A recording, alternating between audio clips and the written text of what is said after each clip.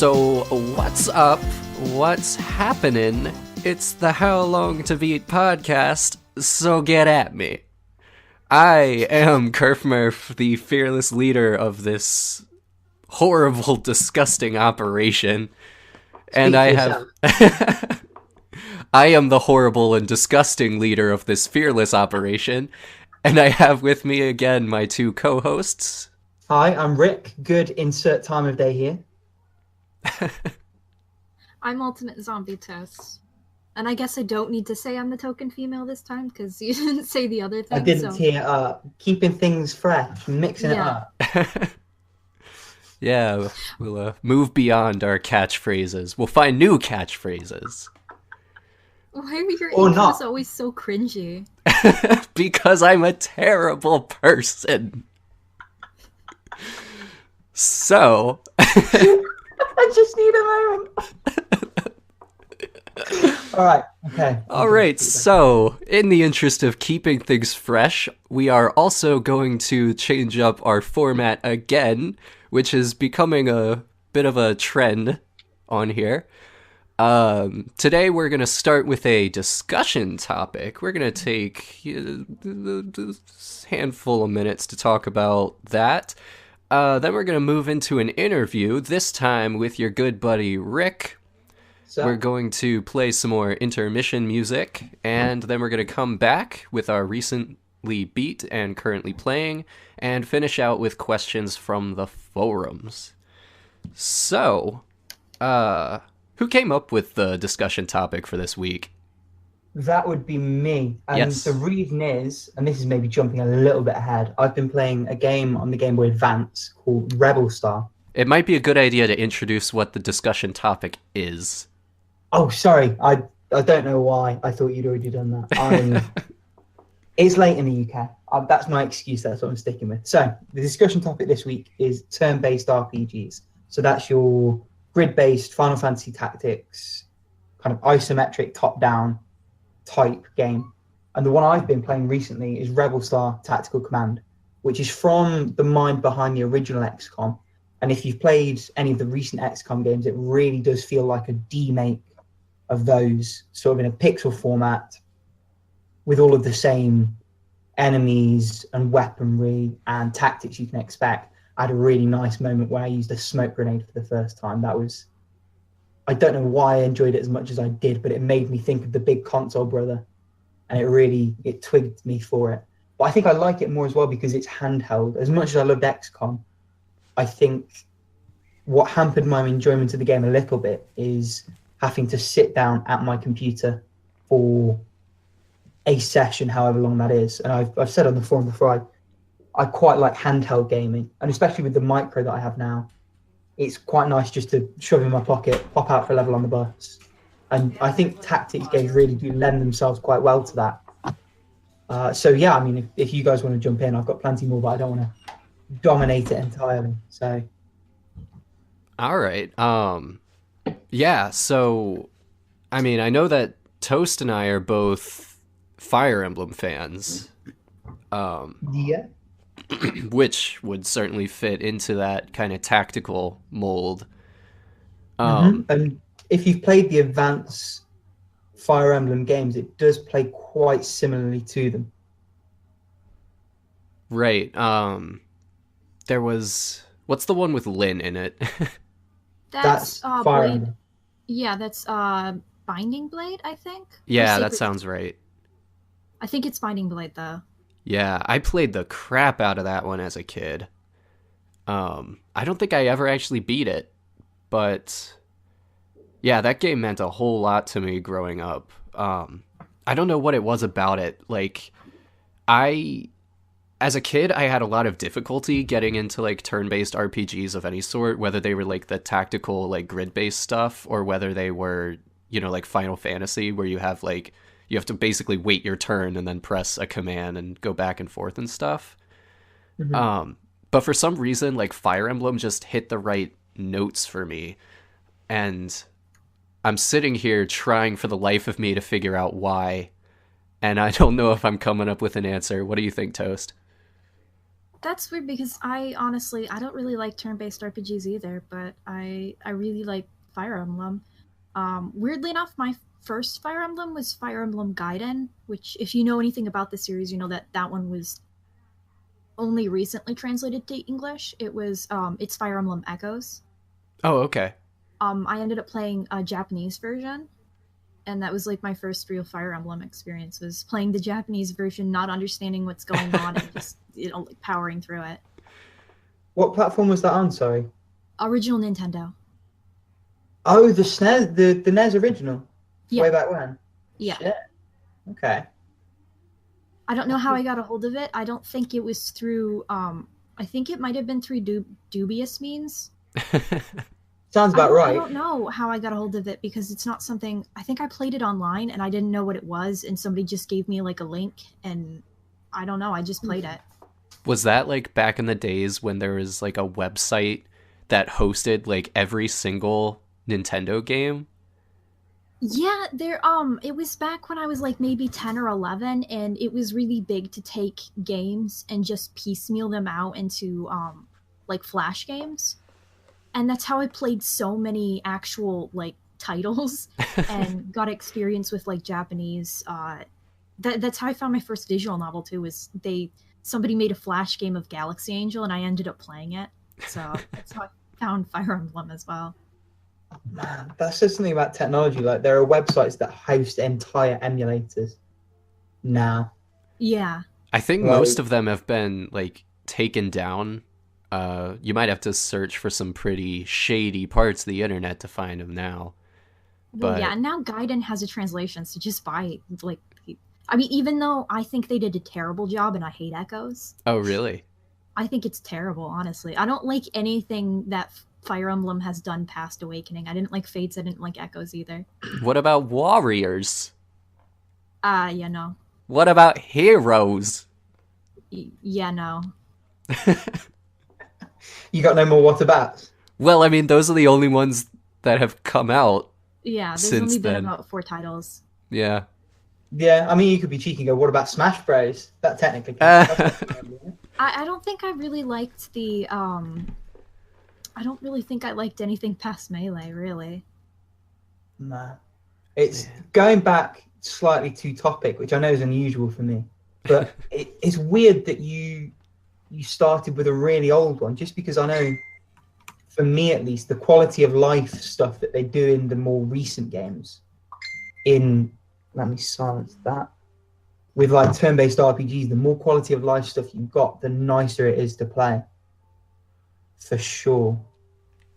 Especially if you're talking about the GBA ones, there's definitely some menu hopping that's a little bit more cumbersome on that platform than it is on PC or on some later handhelds. And I think that can definitely hamper the experience. Whether that's... Yeah, but there's something to be said about impulsiveness, where What do you mean? it just like you just happen upon it, rather than going out and getting like the newest and the greatest version of that game. Yeah, that's yeah, true. I see what you mean there. There's also something to be said for not actively playing what you would admit is one of the worst versions. No, original Gaiden is amazing, but the new one sucks. Just the heck out. Even like, would you say gameplay wise too? How do they compare gameplay wise? They certainly toned down the difficulty. She says with bitterness in her voice. I don't always want my games to hurt me, but with Fire Emblem, they're kind of supposed to. But Emotionally and physically. the dungeon crawling, the voice acting really got under my skin. I don't know why. Voice But- acting? Is this... Did you say this was an NES game? This is the No, remake this we're is talking about. Echoes, the remake. Oh, It came out right. last year. Right, I'm with you. What was it remade on? Was it just like a No, it 3DS. was it was a remake of Gaiden, which is the NES game. Right, and what was it released on? What was the remake released on? 3DS. Yeah, and it was an Right, official okay. official Oh, Nintendo was this remake. the one that they split into two? Is this the... I'm No, becoming that's faded. Fates. You are a fool, Rick. You I'm- know It was nothing. Fire Emblem is a Not gap to. in my knowledge, a little bit. Bearing But- in mind, the only one I've played is the GBA one, and the only bit I've beaten is the first 10 missions with Lynn, or as my brother calls it, the tutorial. So Yeah, I pretty think- much the tutorial. I think what I've been thinking a little bit about why I like Fire Emblem compared to like other turn-based RPGs. And I think the answer that I'm coming up with is that like you really are in control of just about everything except for, you know, the random percentages, obviously. But like excuse me. I really like that, you know, you can control anywhere you want to send your units, and you can kind of manipulate like how you're gonna kite the enemies towards you based on like where you place your units and stuff. And if you want to enter a battle, it's going to give you like basically your chances before you even press the button to execute it. And I think like with other turn-based RPGs, it's a little more difficult for me to get invested in them because, like, I don't know. I guess I just like having those numbers in front of me to tell you, you got a good shot, buddy. You can pull this off. I like Whereas those too. I don't like just a shot in the dark sort of thing. And I like the animations that it does when you're actually like killing them. Oh, hell yeah. And That's it's always broken. done that. It's always done at least some sort of animation since the beginning, I believe. And the other like, I haven't really played many other, but I know I played Final Fantasy Tactics, and it just wasn't the same as Fire Emblem. is that War of the Lions? Oh no, I played I think it was a GBA one, and I can't remember. Advance. Was that Tactics Advance. Advance? Yeah, that's It wasn't Tactics. bad. It's just it wasn't. It didn't have like the complexity that I'd need, and I don't think that it throws a lot of unneeded stuff at you, so it makes it not so fun. Mm-hmm. A2 is a lot better. Tactics Advance was a bit hit and miss. I've not played much of it, but I did spend about 100 plus hours on A2, more or less 100%ing it. I think that one, though, is a bit, rather than, in fact, actually, that one probably would suit your taste a little bit better because it's very much about min-maxing. So when you, and it's the same for the original Tactics, when you give someone a job role, they have the job they're in, and you can also equip a secondary set of abilities to them. So, for example, if you train someone as a white mage and then you make them a ninja, you can still have them cast Cure and Cure and Curaga. Sorry, But just they're the also- idea of a white mage becoming a ninja is very Yeah, it's funny a to little me. bit- a little bit oxymoronic. And you But know what's you- kind of weird about that is I hate math, and I don't like thinking about stats. It's weird because Fire Emblem was one of those things where I went out of my way to do it, even though I hate math. Go figure. I mean, there's not much kind of sums-wise to do with it. It's more a case of you use something enough times, it becomes set as a skill you can use when you've not got the job. Wait a second. You're saying we're talking about like tactics games, right? Yeah? Isn't like one of your favorite game series Disgaea? Yes. Well, what I've played of it, I still haven't beat any of them. And why do you have a pretty as your freaking icon if you haven't like finished any of them? Yeah, well, that's the they did a PSP spin-off series. They're these balls to the wall side scrollers, and you play as one. Was Oh, that okay. Dawn of Operation Panties, dude? I think that might be the sequel, but yes, Ah, you're okay. thinking of the same one. The story's nuts, but then it is for all of those games. But the gameplay is perfection. I Really, guess really if good. it's Disgaea, then I would say I like tactics games. Just Yeah, because I mean- Disgaea pulls them off. And the humor in that game can carry it through as well. I think, especially with that type of game, more maybe than actions and other ones, because you're strategizing and you're moving everyone around, you get more invested in the story anyway. Because I don't know, maybe that's just me. I mean, I remembered liking Disgaea, but I never got very far in it because I was just playing my brother's copy, and I was like no bigger than an ear of corn. So I'll have to replay those games at some point. Would that have been on the PS2 then? Would you have played it in its original incarnation? Yeah, yeah, it would have been, I guess. Because if you can find a copy on the DS or the PSP, it really is the kind of game you want to be able to play for 20 minutes and then shut the lid or sync the PSP is console and really come back to. good for it. That's what I Um, played it on, and it was the best. I played it on DS, or I started to play it on DS rather. I do need to get back to it. But I have the sequel on PSP because that's the only other place it is. And then I have number 3 waiting on the Vita. So many games. I So have many games. 5, but I haven't opened it. What for? The Switch. Yeah, I feel like that's another great place to play a Disgaea game. Just- I really wanted it for Steam because it would have achievements, but it was bought for me, so I'm like, oh well, I can't really, spit on this because it was a gift. You haven't opened it though, so you haven't exactly used it. You may as well have got it on Steam. Is it on Steam? I know the first one is.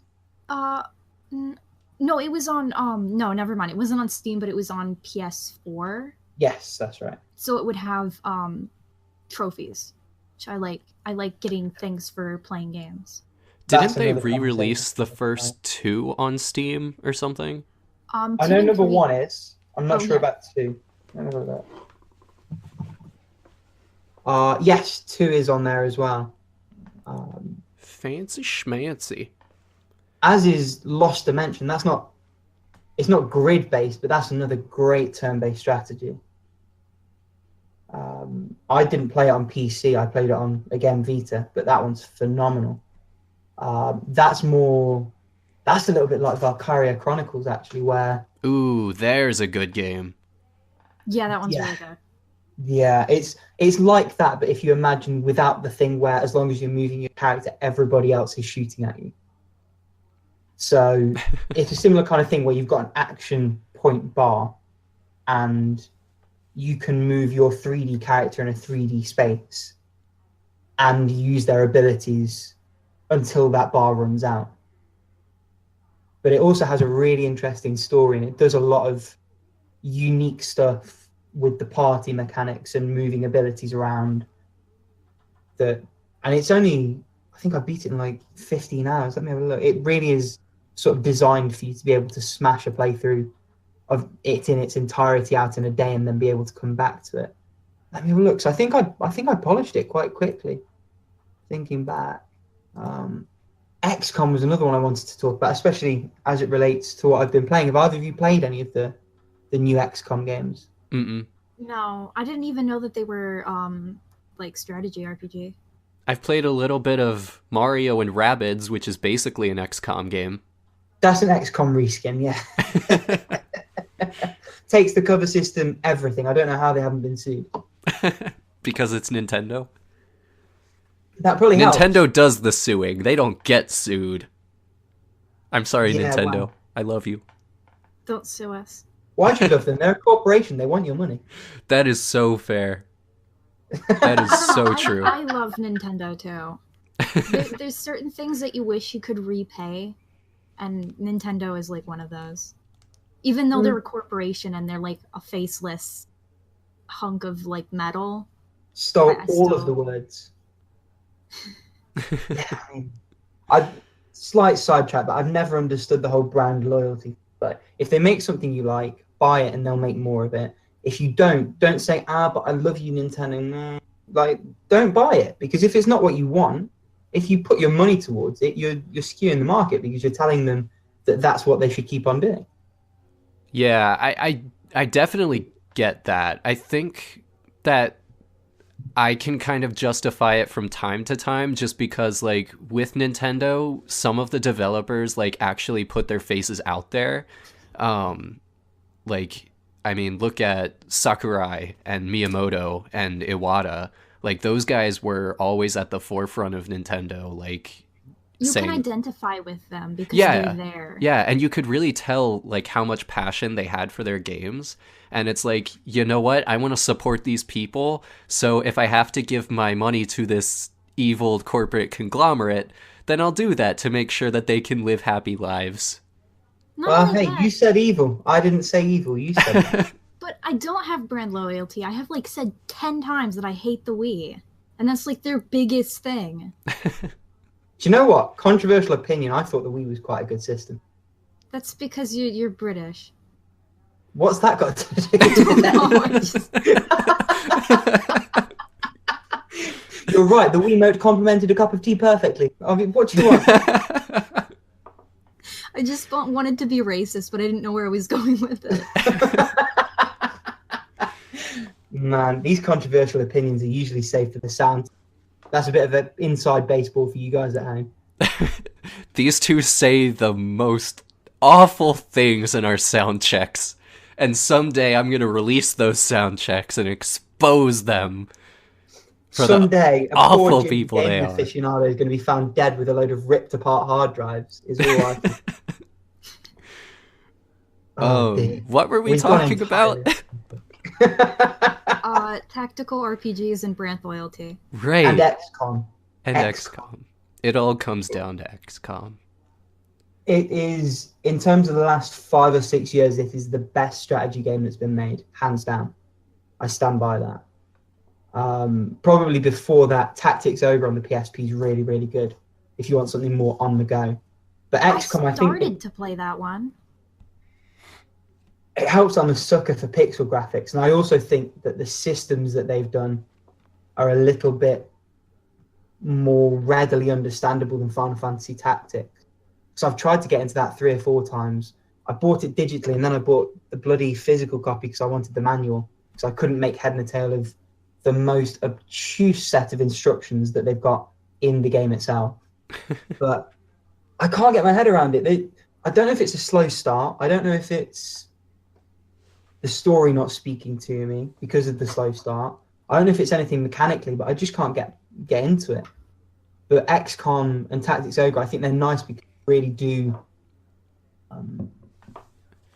They have some flexibility in terms of you as a player. So, I mean, I remember my issue with Final Fantasy Tactics being that it just felt like the missions didn't really have any design behind them, for lack of a better word.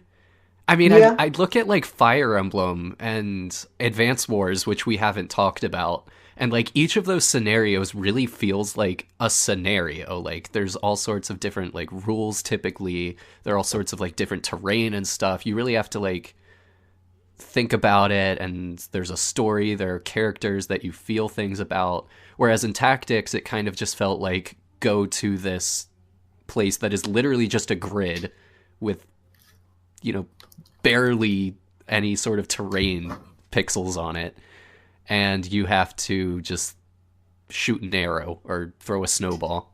The snowball tutorial was great. in fairness, it does look like there's a really interesting story buried in there somewhere.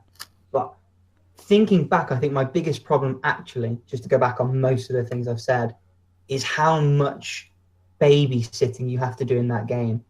Early days, there are quite a few scenarios, at least up until the point where I inevitably give up every time I go back to it and try again, where you have a computer-controlled character and they just fuck with everything you're trying to do strategy-wise. It's like, well, why am I playing a strategy game if the computer's just going to give me the bird?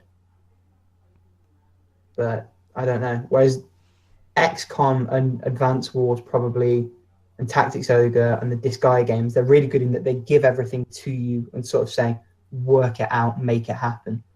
Especially XCOM. And XCOM sort of layers things bit by bit, and it's really, really accessible. So I think that's probably my pick. If anyone's listening and they've never played a strategy game, they're not really sure what to do, start with XCOM. It's really cheap. It's like, gosh, for Enemy Within, maybe a tenner on Steam. Wait until the sale, pick it up on a sale. It's really, really good.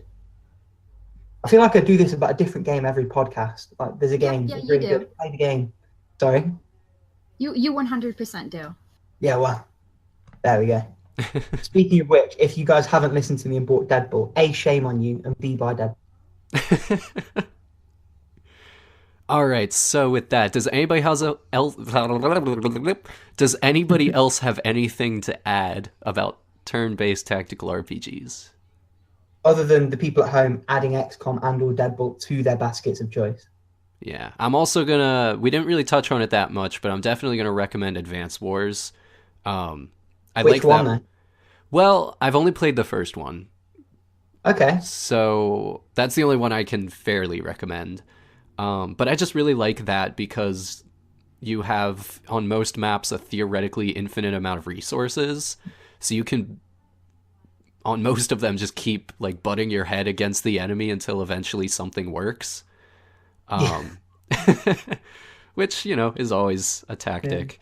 Um, the only thing I don't like about it is also in some of the Fire Emblem games is the fog of war mechanic, but Yeah. yeah, the less said That's about it. that, the better.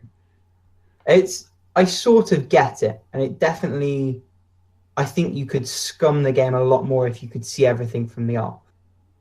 But equally, you can get screwed over a little bit if you're working really well and then suddenly there's an alien or an enemy missile launcher or something like that that's just been sat there waiting, and you only found out when it was too late and you'd already sort of made your move. Yeah. So I think it's something you sort of have to contend with in that genre. But All right. Well, cool beans. Good discussion. So, with that out of the way, we will go ahead and move on to our interview with ya boy Ricolas. that's me. Lay it on. All right, so once again, we have 10 questions for you, and I guess we'll just alternate on them. So I think I'll go first. First question, which video game character are you most like? Now that's a question. Why don't I come back to that one? Let me have a think in the back of my head. Give me the next question. Come back. Okay, just know you can't do that to every question. That seems to be your default. My plan's been foiled. Not down. Okay, how did you first get into video games? I'm just gonna reuse mine, so. Yeah, that's fine. So my cousin got an original Game Boy, one of the yellow bricks, with Wave Racer. Got bored of it. I got it. And between Wave Racer and the first, was it Super Mario Land? Yes, it was. Between those two and the Game Boy, that was me hooked. I got a Game Boy Advance soon after, one of the wide black ones, and spent the first few weeks playing Harry Potter and the Chamber of Secrets, not realizing that I had trigger buttons. And there was a puzzle. I was literally stuck on this puzzle for a week because I didn't realize that I had to use one of the triggers for something. So we all start somewhere, folks. We all start somewhere. Yeah, your obsession with handhelds is suddenly making a lot more sense. Yeah, well, my parents were quite strict as well in terms of you only get 20 minutes or so and then go and read a book or play outside or something. So with a handheld, it's much easier to sort of take it back. So I think that's maybe the rationale behind them. But for me with handhelds, and I hope I'm not preempting questions, I quite like being able to sort of take it downstairs, put some food in the oven, play while I'm waiting, come back up, kind of lozenge on my bed and be playing with it, lay down, and then maybe bring it to my desk, do a bit of work and just pick it up and down as and when. I like the flexibility. But that's just me. Cool. I guess that makes sense, but the battery never lasts long enough for me to be happy. See, I've never really had that problem. Especially a lot of my kind of formative gaming years were spent on the DS, and that thing's got the battery life on that thing's mad. Like you get 10, 12 hours out of it. That's more than enough for a couple of days. Yeah, the The silence says you guys disagree, but well, I'm trying to remember the DS battery life because the only thing I have to compare it to currently is the 3DS battery life, which is not excellent. yeah, I've heard mixed to negative things about that. But I mean, mine's pretty good, but yeah, it's like okay if you have the backlight turned down pretty low. Fair. And I suppose if you don't use 3D as well, that might Yeah. make it. And honestly, who uses 3D on the 3DS? To be fair, the times I've used it, I've quite liked it. I played Super Mario 3D Land, is it? Yeah. Yeah. I played that all the way through with 3D on, and I thought it was really nice. I get that I'm in the minority, but I quite liked. I agree. There's a few games that really benefit from it. Like Ocarina looks phenomenal with it, and then Monster Hunter, if you can stand it on 3D, is really good. If indeed you can stand Monster Hunter at all, don't kill me. I wish you Shots could see the face fired. that Toaster's just pulled at me. All right. If you Well, imagine, actually, I can put it into words. If you know the two dramatic masks, the happy one and the anguish-filled one, Toast's face was the latter. that is a very good description. Well, thank you. I do try. On to the next question. Uh-huh. If you could wipe one game or series out of existence entirely, what would it be? And keep in mind, that means it never existed. Everyone Ooh. forgets about it. No one remembers it. Maybe it's a touch redundant, but Devil's Third. Because everyone forgot about that anyway. Devil's food? Devil's Third. food. See, now that I'd play, the What Cookie is Mama Devil's spin-off where Food? you've got to keep Satan satiated. I'd be all about that. I just imagine like a fat like red man and he's just like and he's like about like It's like a no. WarioWare game or something. yeah, and you have to like with the whole the never mind. I forgot what I was gonna say. But yeah, that I feel like that should have died a death. All right, good answer. Go on, what's the next question? Keep it going. Okay, dokie. If you had one choice for a game everyone should play, what would it be and why?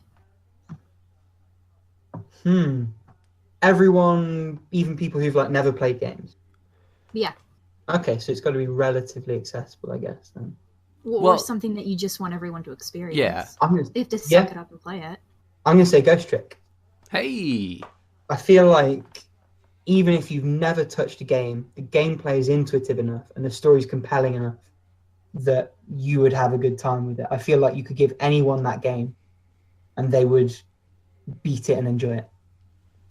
Pretty soon, I think we're going to have to rebrand from the How Long to Beat podcast to the Ghost Trick and Danganronpa Appreciation podcast. Yeah, that's probably fair. It seems like that's most of what we talk about.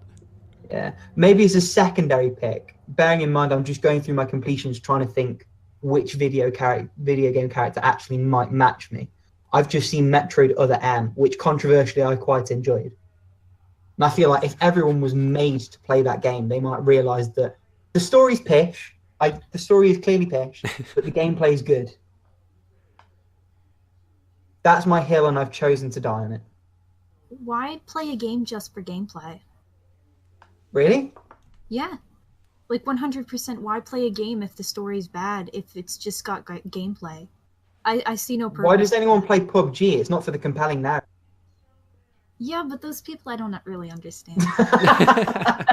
Well, I mean, like, I guess the other question could be, like, why play, like, Scrabble? Or why play, like, a card game or something? Like, that is solely for It's the because most gameplay. of those people need a life.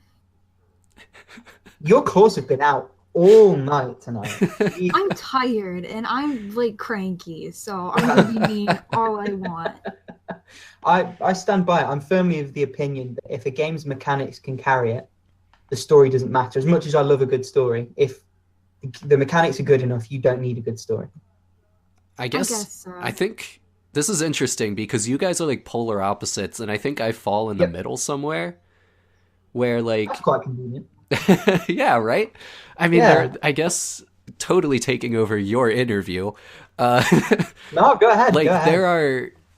there are certain games where, like, I can look past a bad plot for good gameplay, Fire Emblem Fates, and then there are games where there is, like, a really good plot with bad gameplay, and I can also overlook the bad gameplay, like Deadly Premonition, for example. But, like, optimally,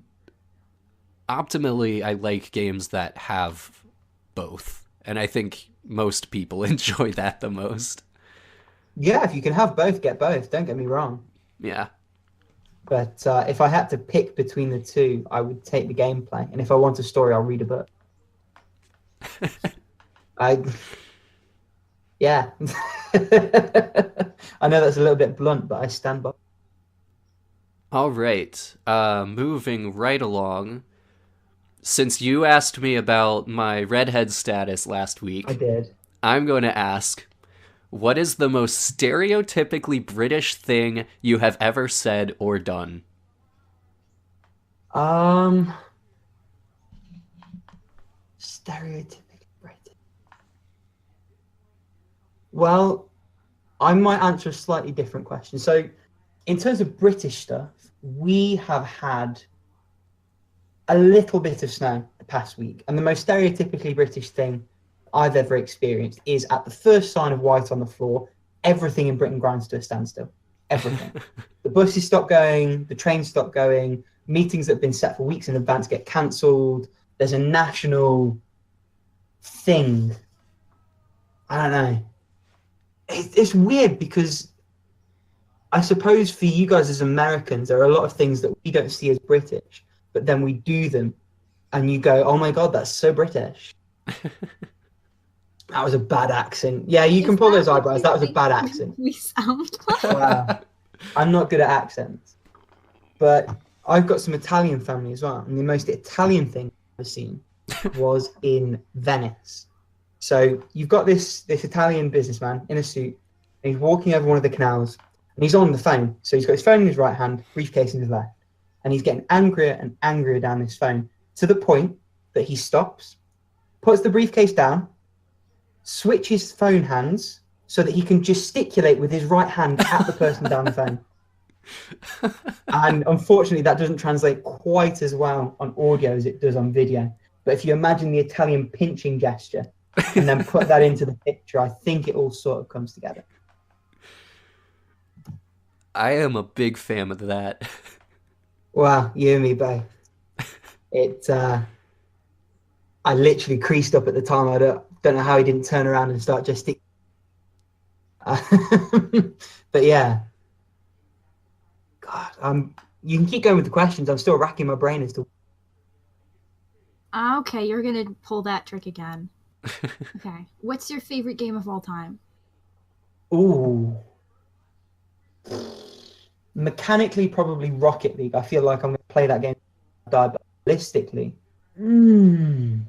there are a few. There are a few kind of standouts where, depending on how I'm feeling on a given day, that would be the one. I think that's the case for most people who game in any serious way. So the three that jump out to me immediately, just because they're the three that I've played, are Muramasa the Demon Blade, or at least the PS Vita version. Because I know Toast has said that the Wii version is utter trash. I wouldn't know. But the game itself is phenomenal. Deadbolt, buy Deadbolt. Please buy Deadbolt. It's phenomenal. And The Last Story for the Wii. Best RPG I've ever played. Perfect in every sense. That is the only one of the Operation Rainfall games that I have not played.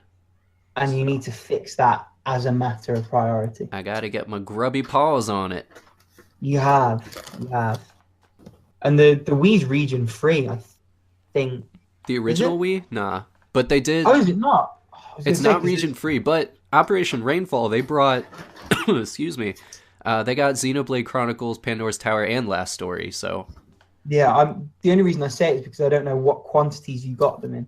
Oh, so I know good point. That it's relatively easy to get hold of on this side of the pond. Well, let me see. It's GameFly availability. Shout.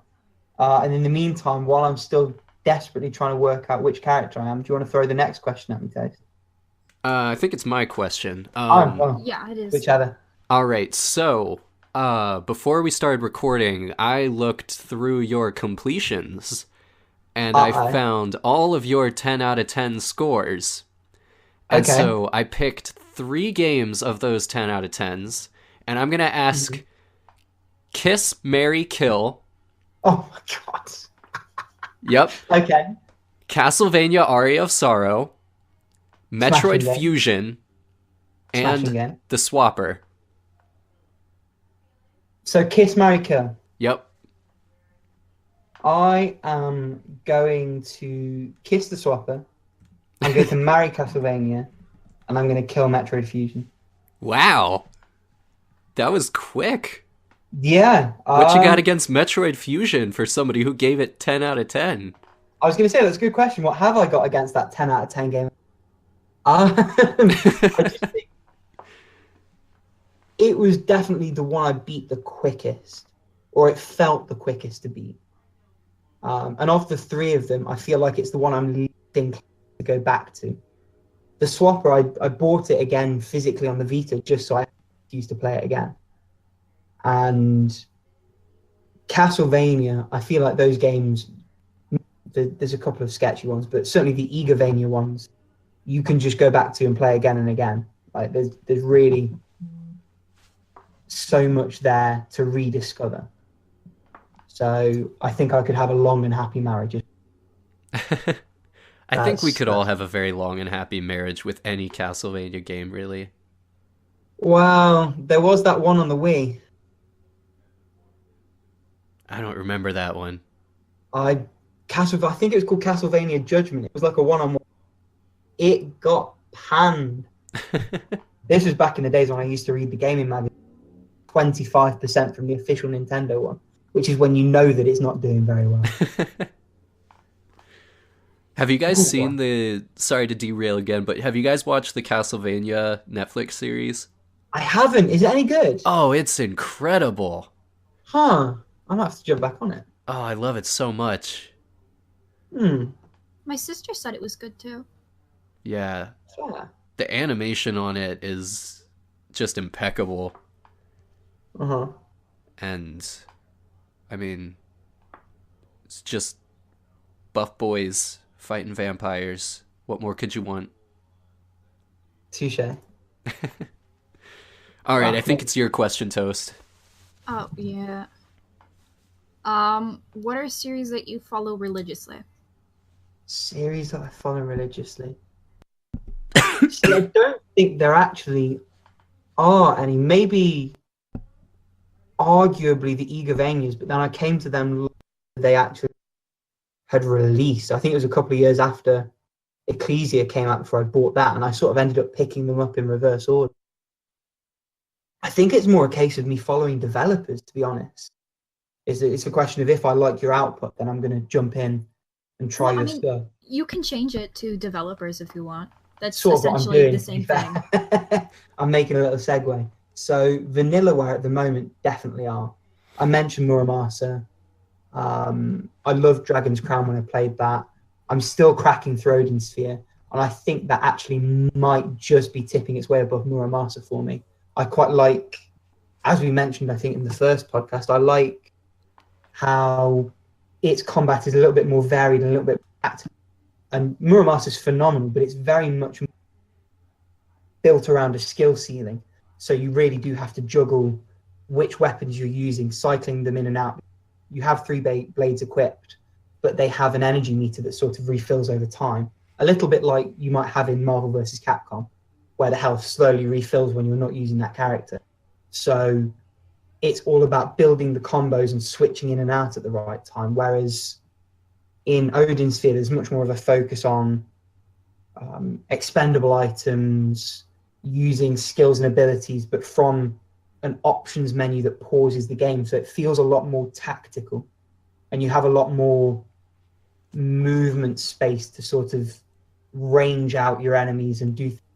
I think I like that a little bit more. The story's a bit better as well, in fairness. So Vanillaware 1, I can't wait for that. Is it 13th Sentinel, the new game they're doing? Really excited for that. Looks pretty dope. Who else? Firaxis. So they're the XCOM devs. I'm waiting for number 2 to come out. Who else? Hoppo Games, or however you pronounce it. So they did Deadbolt. They also did Risk of Rain. And they're making a sequel to Risk of Rain now, which is going to be 3D. And I've been following all the updates on that. I'm really keen and excited for that. But it's like I was saying a little bit earlier. I think if the game looks good, I'll pick it up.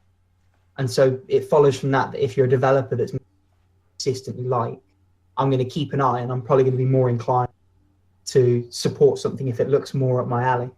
So would you say that you have brand loyalty to those developers? I would not. I would say that I recognize good work and reputation. I'm not loyal. If something looks like it might not be for me, I'll probably wait for the reviews or wait for a sale, and then maybe I have to use a Steam refund. But it's not a case of, if you're a developer I like, it's going to be a day one purchase automatic. And I think that's what brand loyalty really means. Yeah, I think that's fair. All right, next question. Have you ever been in a fight before, and how badly did you lose? Well, that's an out there question. Without giving too much away, obviously you get scuffles in school and whatever. The answer is yes, once, and I walked away a lot better than he did. Where did that question come from? Just out of curiosity. It seems a bit left fieldy. Yeah, I just, I wanted to get to know the real you in all angles. And nice segue, I finally worked out which character I am. And this is a bit of a cheat because it's from Poker Night at the Inventory, which isn't really the game. But it is Max, as in Sam and Max. Oh my god. The little bunny rabbit. I feel like we've got the same sense of humor. And Oh my god, it's so eerily accurate. Oh, it's disgusting. probably a similar set of vocabulary as well. I do need to play those games. You know They've what's been on my weird? radar for a while. I was actually thinking about, because I was playing Animal Crossing yesterday, and I was like looking at, do any of you play Animal Crossing? I Yeah. played the DS one religiously for about 3 months. There's an elk character, and his name is Bo, and I was looking at it, and I'm like, oh my god, this is Kerf Murph. Because it's like the ginger, and it's got like, it's little elky, and it's kind of like, Oh man. All right, I'm It's Googling Kerf this Murph. fella. well, he's a cute little elk, so it's not like he's anything bad, but he's pretty much you, and he's all just like, hey. Listen to Toast backpedaling already. Hear me. Oh, this is a cutie. Yeah, isn't he though? His And little then I was thinking about it, and I'm like, I can't find Rick, and I was just like, maybe like Puck or something. his Animal like- Crossing wiki page has the quote, "You snooze, you lose." And it That's sounds great. perfect in your voice as well. Damn. What a right, cool dude. Okay. How many questions have I got left? I think just one. Yeah, and I think it's just, what are your hobbies outside of gaming? Oh, okay. Excuse me. So I quite like reading. I like sports. I'm still coming back from an injury, so that's sort of slow going at the minute. But love playing football, rugby, some more obscure ones. Squash, I love. That's a really great workout.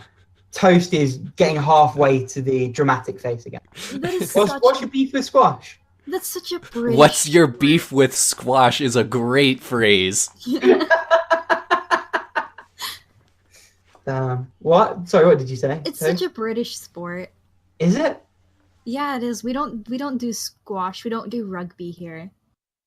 Yeah, I mean, you have pretend football, so you don't really need. I see Yeah, how I it said is. it. I said it. We have American football, and it's Yeah, pretend it's- football. It is what it is. I quite like American football. I think it's. Oh, don't get me wrong, I love it. I watch the Super Bowl every year, but it's not football.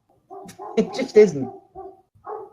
And I will fight anyone who says otherwise, which is probably a dangerous claim to make against a country of 350 million. But I said it. So yeah, I mean, the main two are reading and sports.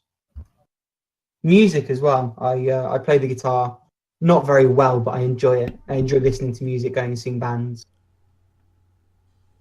Let me see. Follow-up question. Go ahead. What kind of books do you like, and what kind of music do you like? Sweet. So I quite like philosophical books Ooh. and stories. So in America, do you guys have those little Penguin classics? They're like little black books. Yeah. They're £1. Yes, we do. Same thing as the Game Boy. I love picking one up and reading on. So at the moment, I am reading an Edgar Allan Poe one, which if I just look up at my desk and see what it's called, a murder detective. It's like the progenitor of the Sherlock Holmes type thing. So it's about a closed room murder in 19th century France. But short stories like that. In terms of music, I listen to a bit of everything, but I lean towards metal.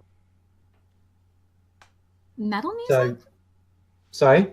Metal music, really? Yeah. So like for the audience's sake, Architects, Counterparts, God, who else?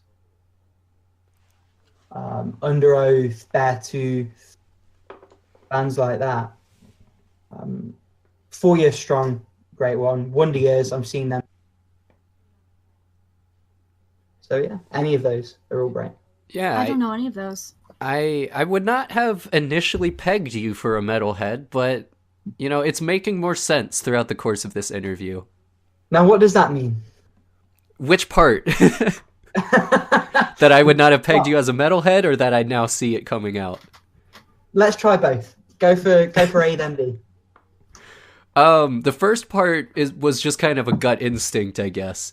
But the second part, after describing yourself as Max from Sam and Max, who is like the embodiment of metal, it definitely makes sense. How terribly presumptuous of you. It's 2018. Honestly. Yeah, no metal prejudice in 2018. No prejudice whatsoever. Hashtag me too. That might have been. But yeah, I mean, the thing is, I love the music. I don't necessarily like the aesthetic, if that makes sense.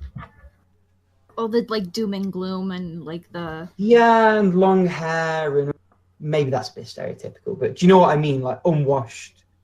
Now who's showing prejudice? Yeah, well, It's I've pretty been to a lot of accurate, gigs. though. Unfortunately, it's borne out. So I like the music. I don't necessarily to advertise it in my dress and my sense of style and the way I speak and things like that I'm into. I don't think that is a good way to go about things. All right. Well, thank you, Rick, for the interview. It was very enlightening. That's probably fair. That's the kindest way you could have put it. Thank you. I choose my words carefully. Yes. So, with that, we are going to go ahead and select a nice little jingle jangle to play for you, and we will catch up with you afterwards. Now, here's a remix of the Clock Tower theme from Castlevania Aria of Sorrow by Rise and courtesy of ocremix.org.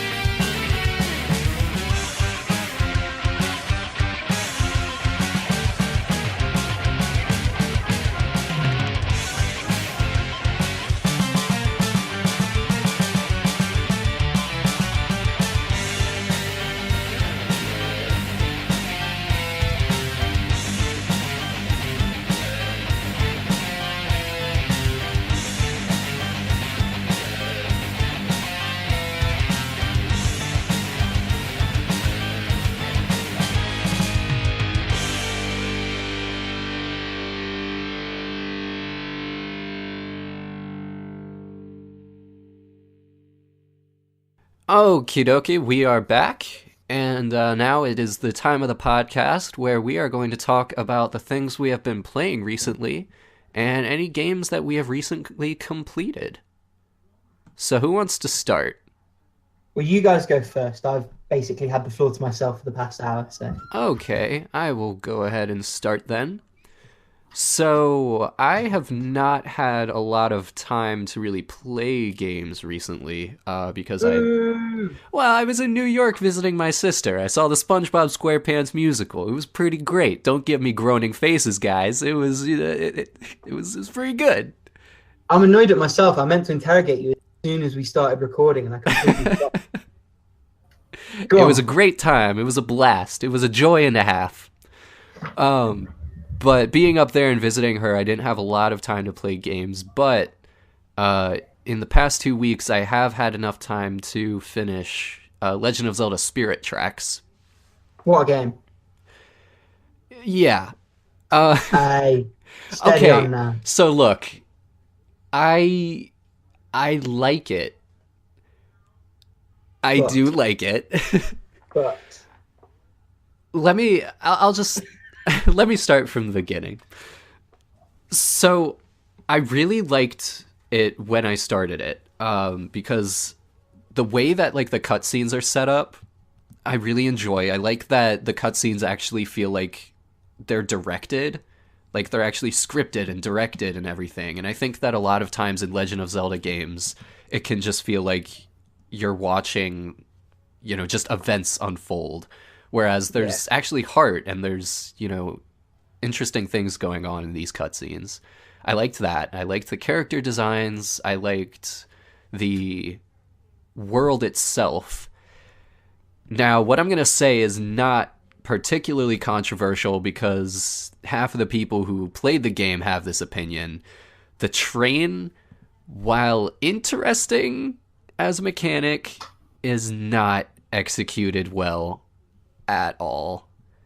And it really bums me out that so much of the overworld is just blocked off because you can literally only progress along the train tracks.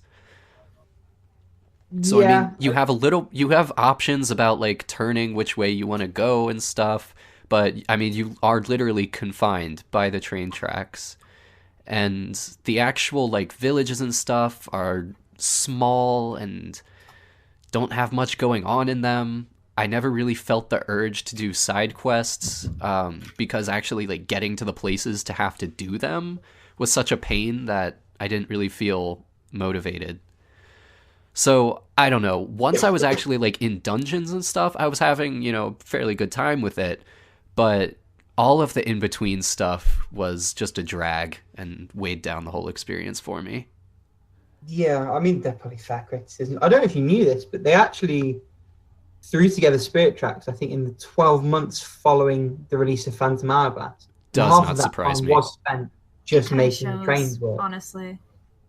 I mean, my problem with Phantom Hourglass, just to completely derail what you've been, is that I found the ocean segments to be a bit too non-linear for me.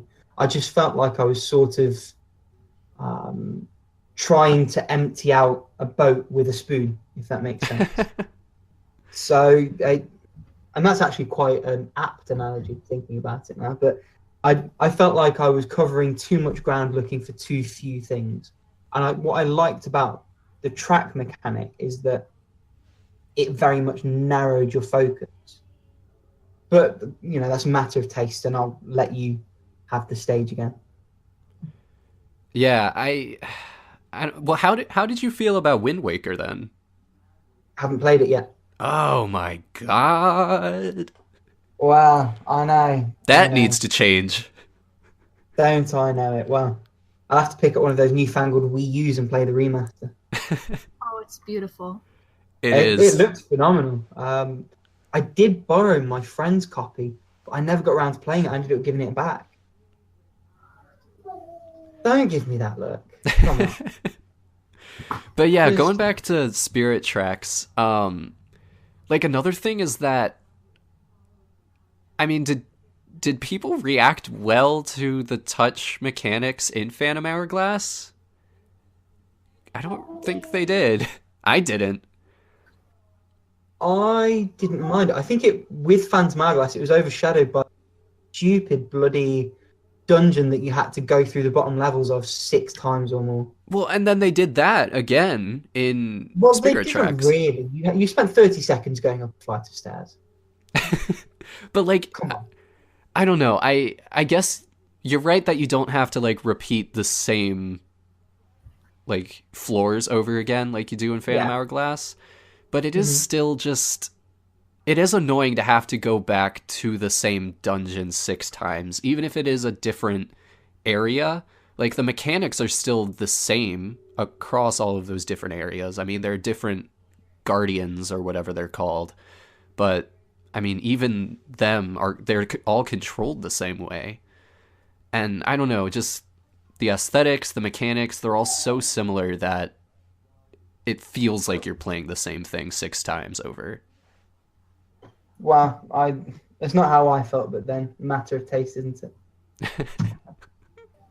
I'll let you have that one. All right. Really, that's all I've been playing recently. So I'll just throw out that took me 16 hours, 24 minutes, and 3 seconds. That's quite fast, to be fair. Yeah, I mean, it looks like most of the times for it are around 18 hours just doing the main story. But like it was getting to the point near the end where I was kind of getting tired of playing it, so I rushed through most of the end bits. Right. Whereas I did a lot of the side quests, and it took me nearly 26, just looking back. I like I said, I quite enjoyed the game. I spent a lot of time in it, but Yeah, I mean, I definitely don't regret playing it. I just don't want to play it again ever. well, that's fair enough. All right, who's next? Did you have time to think about what you've been playing, or do you still need to take a break? Oh, I know what I've been playing, but I had the interview. I spent all the time chatting. I feel like you deserve a moment in the sun. I reloaded a whole I backtracked a whole bunch in Fallout so I could get it playable again. Fixed it. So it is playable and I'm very far in it. It's just weird stuff is happening. Like, my companion is Dogmeat, but Dogmeat went missing, and you would think that he would be at the shelter waiting for you, like the vault, because it's where he normally goes. Mhm. No, he was in like a stasis chamber. I found him in another vault entirely, inside of a stasis chamber, glitched through the wall, and then like when I talked to him and I'm like, Dogmeat, follow me, he like glitched back through it and like it was fine again, but it was like, This sounds like the why? beginning of a creepypasta. oh yeah. Well, no, but it's not like it's actually like it's just weird instances that are just kind of happening and it's like, okay, no big deal. And yeah, that was like the big one of no. There were a couple times where I'm fighting Mirelurk Kings where it's the physics for it, like when it would like they would like be launched up into the air and like hit the ceiling and then die and then be launched back down. It's really weird. So some of the physics are a little bit wonky now. You know how you get the lone wanderer and he it's a one-shot kill? Yeah. One time I was in the water with Mirelurk Kings. He spawned underwater. And because he was underwater, he couldn't kill anybody, so he was just kind of stuck there. Oh my gosh. And he just stayed there, and it's just like, okay. Standard. But it's still playable, I guess. I mean, under a certain definition of playable, I suppose. And this week, unfortunately, my graphics card got replaced. So, well, not unfortunately, but it was expensive. So, it's a rite of passage whenever I get a new computer part that I always, like, it's tradition. I go to Origin and I get, like, EA games and then I break them for fun to christen my new computer parts. So I've been playing a lot of Sims 4. and I have, I think, 170 gigabytes of like mods, CC. Dang. Yeah, it doesn't run the best, but it runs, and I've been having a lot of fun breaking stuff. Imagine my shock. Mods that mount more than the size of the actual game don't play nice. Yeah, no, the game is like 40 gigabytes, and then I have 170 gigabytes of like custom content and script changing mods. And I have them all merged into 17 packages. Well, different strokes for different folks. It's a lot more fun than the base game of whatever EA like pooped out that day. I can't complain about Sims 4. I got it for free from a friend. I think it was a Black Friday deal that I got it for, and I just it's not the greatest game, but once you mod the hell out of it, and who knows anymore. I think that's really all I've been. I needed to take a break from Bayonetta. Oh no, I've been playing Final Fantasy 15. So I took a break from Bayonetta not because the game wasn't good, but because I had to get my graphics card situation all sorted out.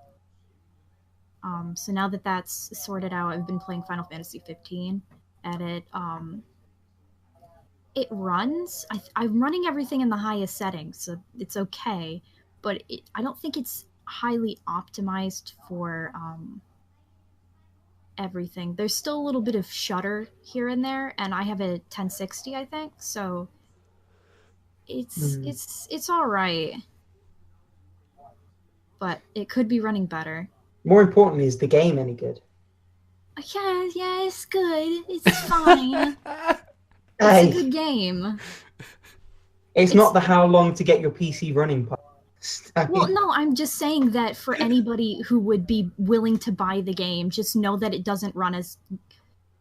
For mid-grade computers, it doesn't run as good as I would want it to run. So I'm just warning people before they spend their money. Right, but then if they want to know whether or not the money they're spending is going to be on a good game or not...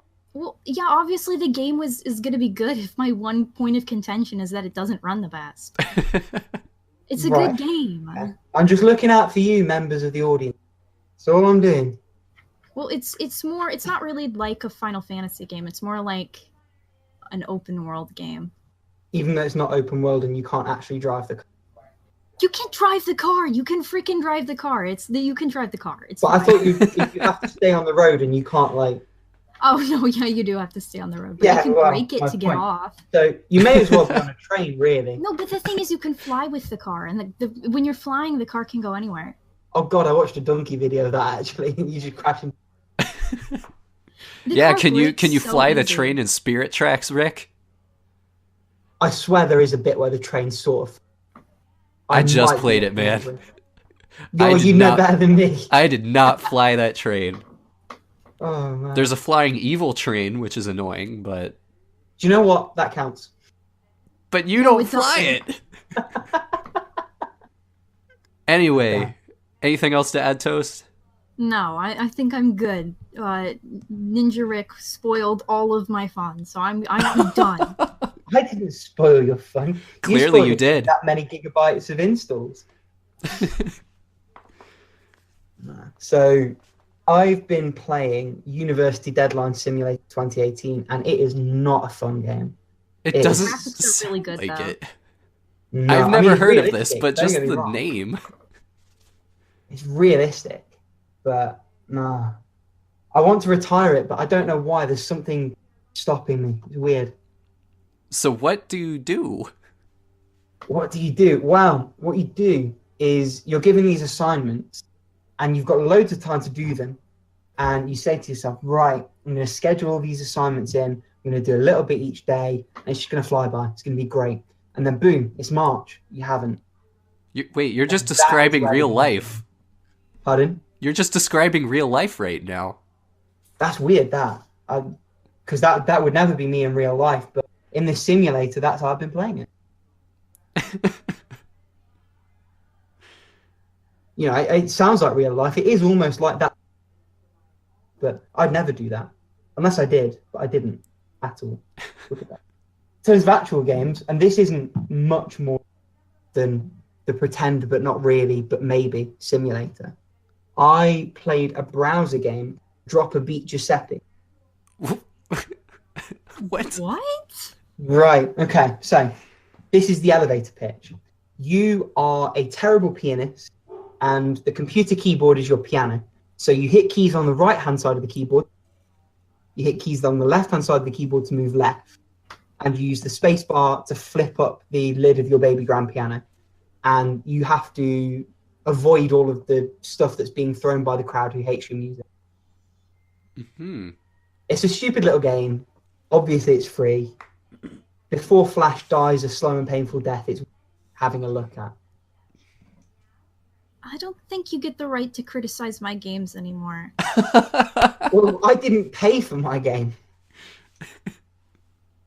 You paid with your time and your attention. It's true. I didn't pay for it. It's free, and it's free for everyone at home if they want 5 minutes of fun. Man, we're gonna have to have a discussion topic someday just about browser games, because there are some stupid ones out there. There are quite a lot that have turned into full-fledged games as well. Like when we were talking about games that we're looking to this year, The Last Night, which I mentioned, turns out you can play that in your browser. It was a Game Jam video game that they made, and then a publisher said, "We really love it. Can you make an actual game out of it?" And I haven't played the browser version. I don't want to ruin the full one when it comes out because it looks phenomenal, but that is there. And there are so many good ideas. I suppose you have to do a bit of digging to find them. That's the only thing. So yeah, I played that. I've been playing this pretend but not really but maybe simulator game. The last one I've played, and this isn't any more normal, to be fair, is called Lichtsphere, and it is on the Vita. You might have seen it. I think it's also on Android and iOS, but and it is essentially Angry Birds meets Nordic folklore meets German stereotypes. So you are this blonde-haired, blue-eyed guy, and you are given the power of Das Lichtsphere. And it's literally you just throw spears of light, and you've got to work through waves of enemies. It's one of them touches you and you die. And you're aiming to get headshots, high scores. You get a couple of powers thrown in. It was like £2 on sale on PSN. It's good, cheap fun. It's another one where it's nice just to play in between revisions or something. You're gearing up, Toast. What were you going to say? I'm not going to say anything. I have no words for you. I'm not going to... It's silent judgment. It's only episode 3. Oh, I'll tell you what else I've been playing, actually. This is a weird one as well. I've just had a weird fortnight for games. It's called El Shaddai. If anyone remembers it. Oh, yeah. On 360 and PS3. Weird. Not mechanically. It's probably the most mechanically sane game I've played. It's basically a stripped back God of War clone. But it's really stripped back. We're talking one attack button, one jump button, a guard button, and a contextual button to the story. And that's it. I mean, I'm only half an hour in. It's beautifully put together. Oh, yeah, it's a gorgeous game. Yeah, and I think it's based on kind of Old Testament stories and mythology. It seems like it's going to be really interesting. Yeah, it's based off the Book of Enoch, which I don't believe it's actually one of the official canon books of the Old Testament, but I think it's in the Apocrypha, which probably doesn't mean anything to either of you. But it is cool because there's like a lot of detail in it, just from the way it's designed and the way that the characters interact with each other and stuff. Okay. It takes place pre-Fall of Lucifer. Yes. And am I right in thinking that that's the poorly disguised person with a name that's similar to Lucifer? Yes. Right, okay. So there's no twist there. I'm assuming you've beaten the game. Yeah. It was a long time ago, but yeah. Does the combat get any more interesting? like I'm enjoying it, but I can see myself getting very bored. As far as I remember, I don't think it really expands much. Hmm.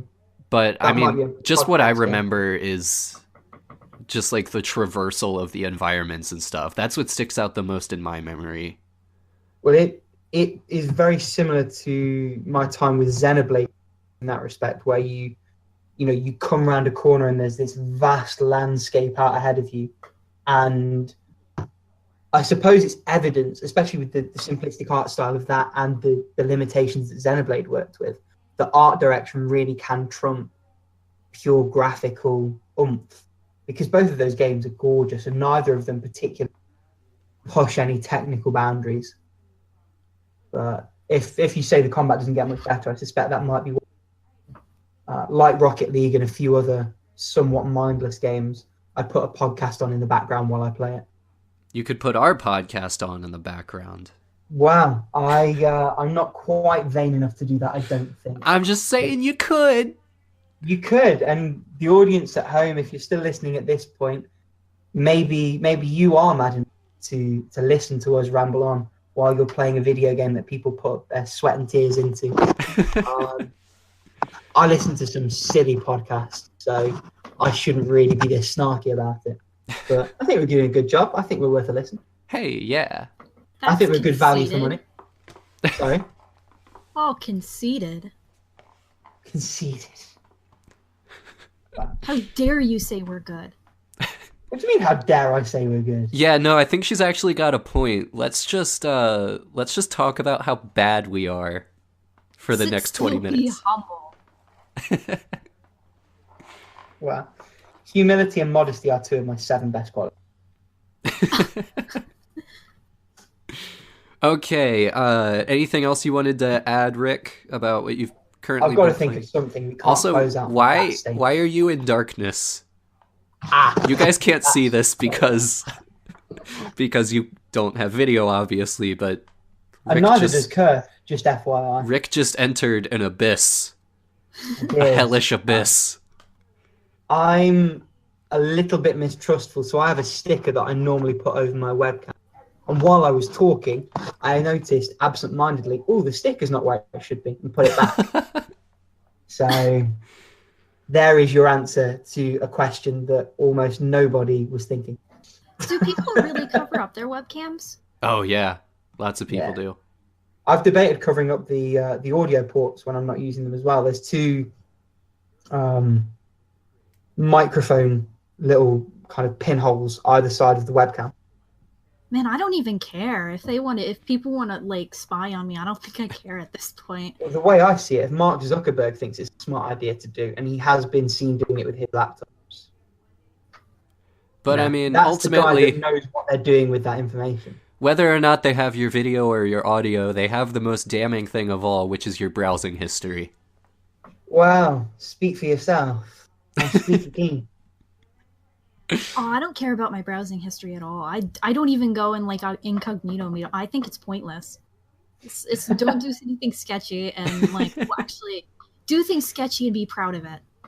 I remember when they first marketed that as you need to buy a present for your wife and you don't want to. And it's like, there's no way they believed that that's what it was for. It just isn't. I don't do sketchy things when I use like incognito mode. I just That's use what it you like would say.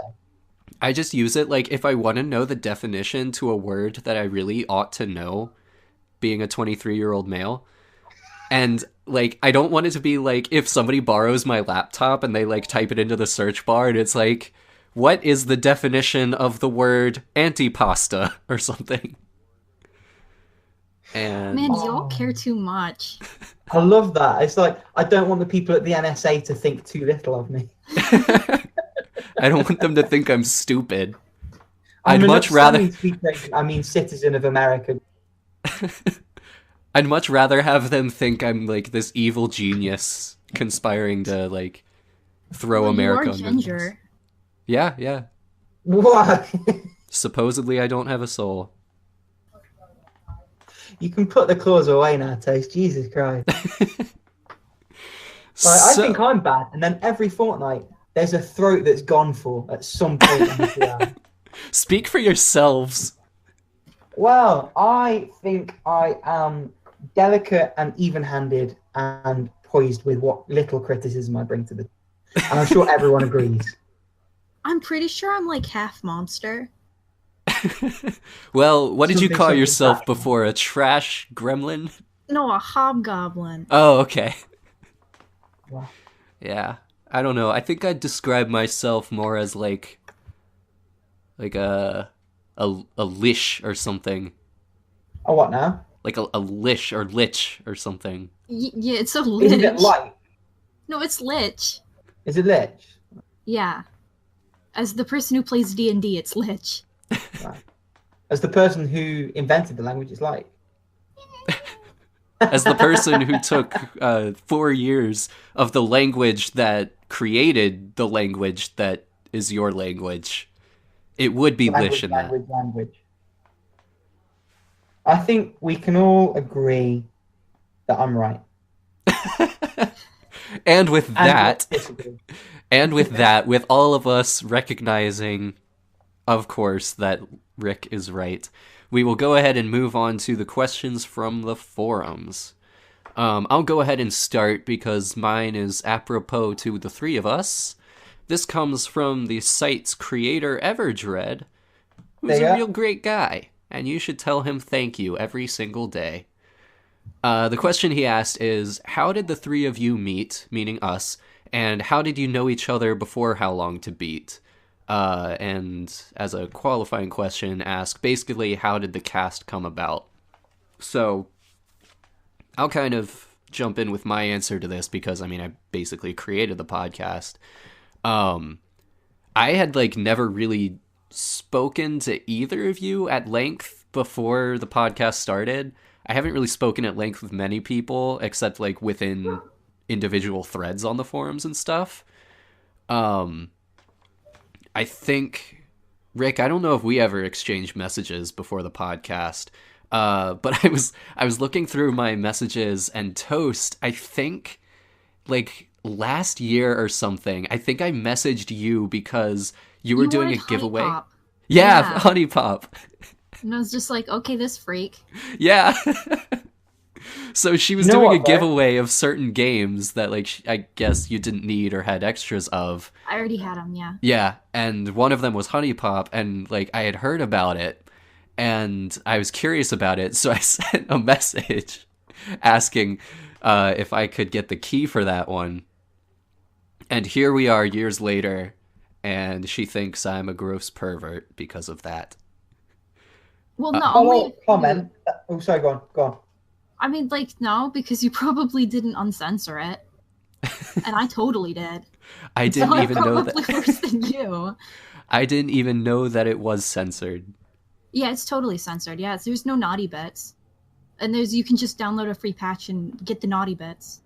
Well, well, well. Or you can play the incredible puzzle game that is, and you can forget about all the animated. And yeah, the gameplay is honestly awesome, but that's not the question I'm here to answer.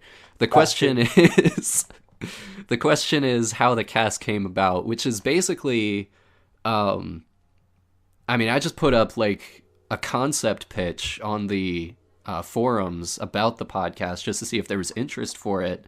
And got a handful of people saying that they wanted to try out to be hosts. So there was a whole tryout process where a bunch of people put their names in the hat for it, and we did interviews and we did test podcasts basically, where I had groups of people to test different dynamics and stuff. And I think the three of us just kind of had the best rapport, not to say that the others, didn't do a great job, which they did. But I mean, I felt good with the three of us and how we interact with each other. So yeah, that's my answer to the question. I don't know if you guys ever talked to each other before the podcast booted up. No. No. Not beyond, like you say, original forum threads and then just jumping in to those conversations. And I did just have a look, and actually the first message I sent to you, Kurf, was, I'm interested in being on the podcast. This really sort of is you, the members of the audience, kind of looking into the start of what I'm sure will be a beautiful and interesting friendship. Yeah. Until we And that's eventually probably the murder most each wholesome. other. Pardon? Until we eventually murder each other for our differing Yeah, well, opinions. You that I'm apparently really mean and all that, so I guess that it'll be soon. You both ruined the most wholesome thing I have said and never will. So just let the record show that. I'm a good person. I hope you guys know. We are all good people here. But There's some your people are more wholesome good than others. message. But you know, the first message I ever sent to you, well, it was in response to a forum post, but like a few years ago, we were talking about the saddest moments in gaming, and you mentioned Chibi Robo. And I was like, holy crap, this dude gets it. And it was about Giga Robo. Giga Robo. Yes, this is that. Yes, this is the saddest moment. Oh man, that whole flashback part is just tragic. And people don't know about Chibi Robo either. They just know about its stupid like sequels. Yeah, and that is a wrong that needs to be righted. Yeah, and I love that game because I got that game for learning my times tables, and I love that game. And then promptly forgetting them. I still don't know them. God damn. Like, what's your best times table follow-up question? How far can you go? Like 3 times something? Like, I don't know. I don't do math very well. I mean, there's math and there's your 4 times table. Addition gets me sometimes. Really? Yeah. God damn, you weren't kidding. You don't like math. Yeah, well, the thing is, we have in America, like, the ACT, and it was, 32 is, like, a perfect score on something, and I got Okay. a 31 in English, and then a 16 in math. So, it ended up being, like, a 26 for my total score, and it was all because my math was so low. Dang. Man. Man, that just reminds me, like, I had to take the GRE test before I was, like, applying to grad schools. And, like, I had a similar thing where, I mean, I thought to myself, oh, yeah, I remember all of the math I did in high school. That was only 6 years ago. And then I sat down to take it, and I got, like, almost perfect scores on my writing and on my English. And then math came back, and it was like... It literally said, you did a poopy job on my score results. It's like Quoted. insta brain aneurysm when I have to do math. It like physically hurts. And it's like the panic and the pain is there. That's pretty brutal. I mean, I like the concepts and the theories of math, but like I don't have the capacity to actually do it most of the time. It's a weird. It's like my head throbs and I feel like crying, and I just like the words don't come out, and I, like people are like, "This is addition, do the thing," and it's like I can't do the thing. Dang, that's Yeah. rough. No, I mean, I don't want to be rude about it, especially when you both said like how much math, but I don't mind maths. What I hated was when we got to, I suppose for you, what is college level, but for us it's sixth form, so it's like 16 to 18. I did maths at that stage, and we did a load of logarithms and statistics and nasty maths, which I didn't enjoy. But the basics, sort of adding, subtracting, all of that, I've never had an issue with that. Well, aren't you special? Well, I mean- That's what all my teachers said. all my friends are in programming degrees, so they know statistics and math really well, so it doesn't really bother me. I just have them do my math. I actually like it because I have somebody to direct to, like, hey, what's this plus this, and they're all dyslexic, so it's perfect. I feel so special. There's a lot to unpack in that sentence, but maybe maybe you should just go for your question instead. Yeah, since think- we've deviated so far off topic, let's move on Oh, to the yeah. next one. Or is it gonna be a you, or are you gonna pull in a Rick? Wait, what? Is he I gonna think pull she's another? saying, am I going first or? Oh, well, I She- answered my question. Yeah, I know. How about you go next, Rick? Go on, I'll catch it. So my question comes courtesy of Clumsy Penguin, and that is, what is a game you love from a genre that you're not typically a fan of? And for me, the one that jumps straight to my mind is Final Fantasy XII Revenant Wings for the Nintendo DS, which is a real-time strategy game. And normally, I can't stand real-time strategy games. So what I like about turn-based is that, as Kurth was saying, you sort of can see everything, assess your options, and then pick the best path you think forward and go from there. With real times, I think that you can get lost in the details and then you miss something that's going on the other side of the map. It's just a pain in the bum. But Revenant Wings had a story that kept me interested. It was streamlined enough that I didn't get too overwhelmed. That might partly be also because of the limitations of the console.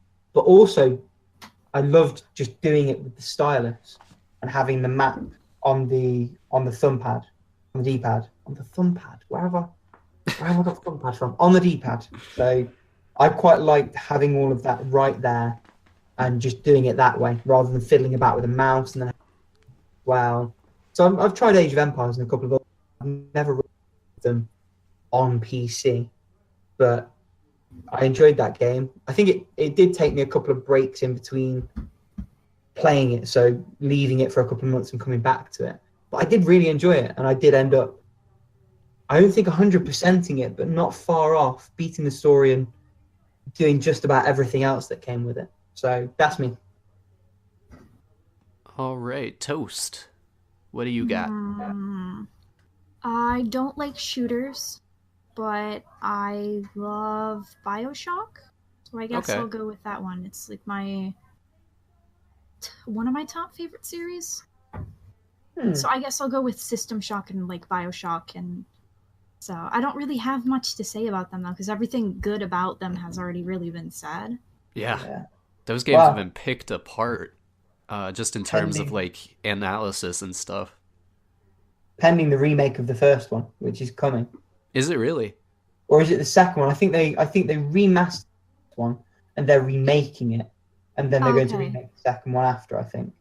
Because they remastered them already, and I think it was free for everybody who already had the games. Are they going to be like remaking it from the ground up? Yes, they are. So the remaster was mainly quality of life stuff, if I remember rightly. So it included one of the patches that they'd done to include mouse look. It included some other things that modders had done, and it just neatened up some of the, by today's standards, rougher edges. Whereas the remaster is they're rebuilding the entire map polygonally, and they're doing everything from scratch. I thought they were remaking System Shock. Yeah, I've yeah, heard that, and yeah. then I think they're planning to come to number 2. So there's a Kickstarter for it. Okay, dokie. I'm sure I'll I be don't think pilloried it in the needs to be comments and done, corrected if I'm wrong. personally. Pardon? I don't really think it needs to be done. For BioShock or for System Yeah, Shock? for BioShock. For System Shock, yeah, it needs to be done. Yeah, I agree Well, with that. Bioshock's been For up-res now, hasn't BioShock, I it? don't think it's so important right now. No. If they I mean, if they waited like 10 years, yeah. Yeah, well, Bioshock, they've only just HD'd it up. I think they did all the textures and just re-released it. Yeah, but I don't think it's aged so poorly that it needs to be. I don't like it when people jump the gun, and before it's before it's aged like milk, then they remake it. I think that Right. they should wait till, because it'll turn out like Shadow of the Colossus, where they're just remaking it like every few years, and it's just like don't maybe. Yeah, well, I think the PS4, for Shadow of the Colossus, the PS4 remake would have made more sense if it weren't for the HD remaster on PS3. Well, Yeah. I would say that the HD remaster is what didn't make sense. I think that the PS4 remake, I don't know if I mentioned that I did finish it. I think that earned its pay. Oh no, that's what I'm saying, That's Kirk. what I we're agree. saying. Oh, I guess I mixed it up backwards. Yeah, it's a shame because I do have the HD remaster on the PS3 when I get round to it, but I don't own a PS4, so I don't know. Hopefully, it'll still hold up when I come to it eventually.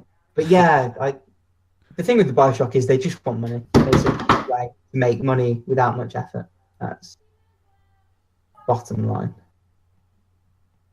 And I don't really think that there's anything that needs to be said about it, because anybody who hasn't played it, it's not one of those series where it's like, yeah, but you know of it. It's not something that you would never not know of. When you go into the gaming scene, Bioshock's one of those where it's like, it's not really much that needs to be said. It's just great. Yeah, I suppose you could say it's seminal by now. Yeah. Yeah.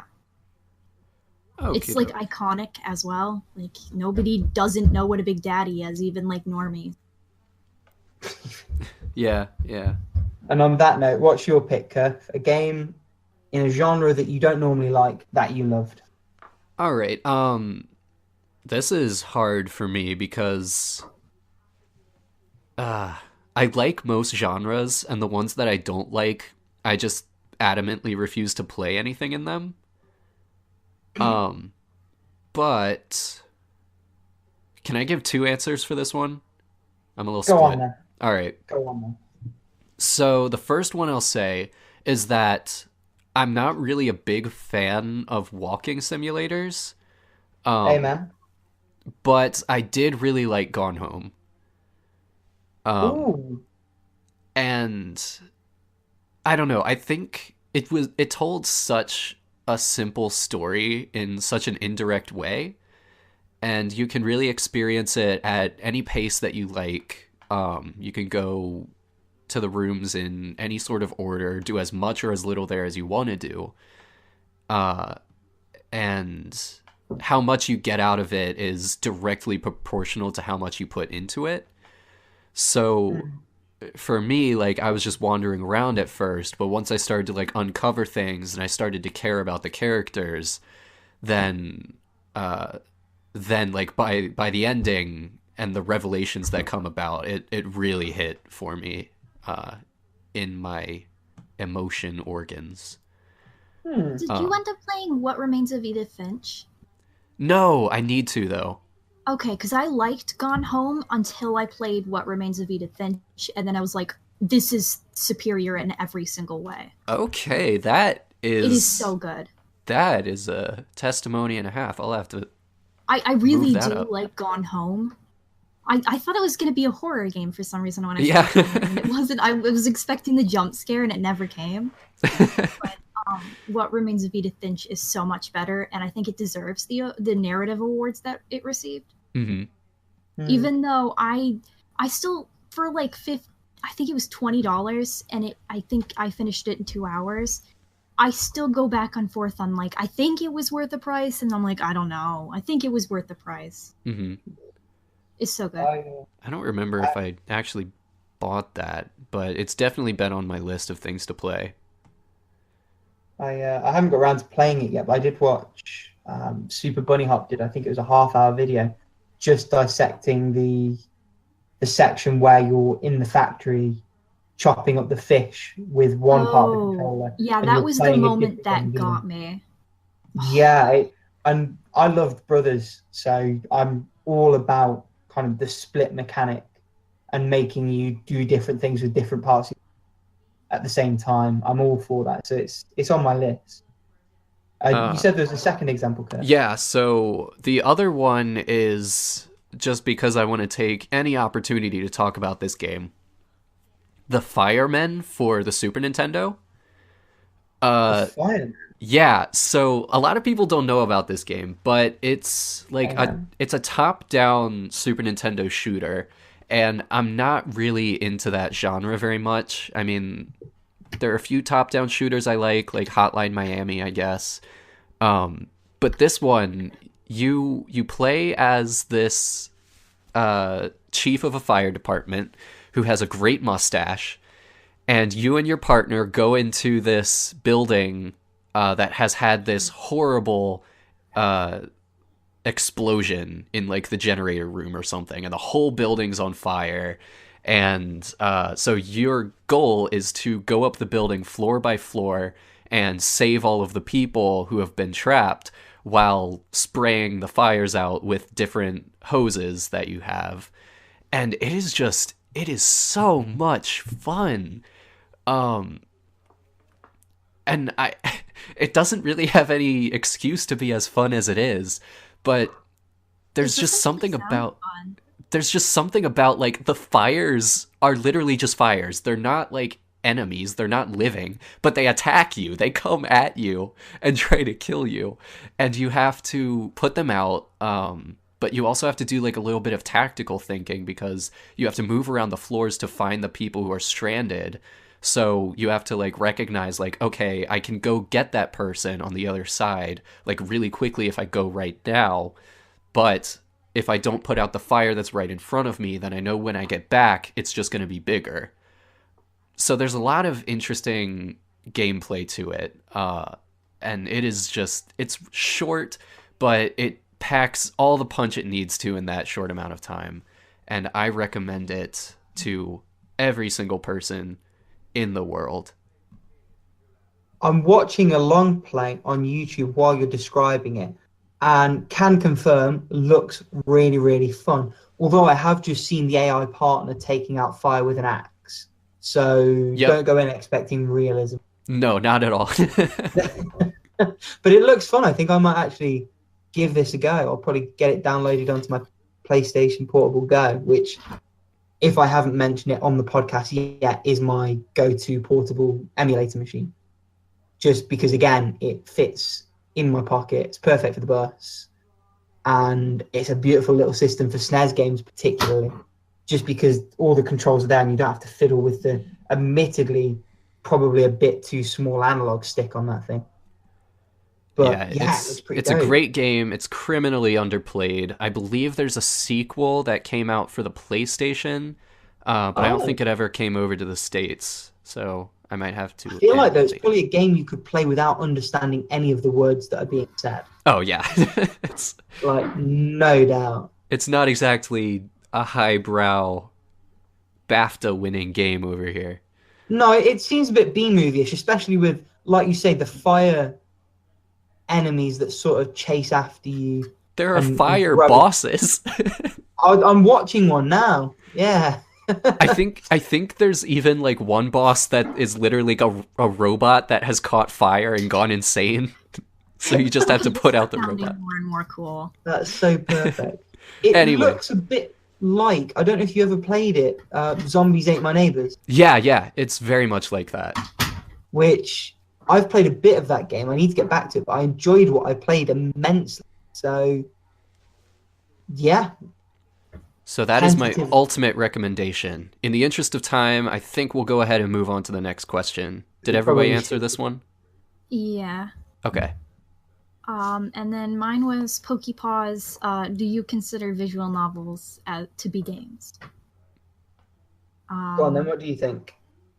And this is gonna sound hypocritical based off of what I said earlier about hypocritical, but go on. About why would anyone choose to make gameplay their deciding factor over a game. But I'm of the mind that even though I said, I wouldn't choose to play a game just off of gameplay, I'm of the mind that you can't really be excluding games based off certain factors. So I think people who would say, visual novels aren't games just because they're books, I think any level of interactivity, if it's on your screen, if it's interactive, if it has gameplay, if it has story, it's a game. So visual novels are games. This is where you and me might differ. Now, my answer broadly is it depends.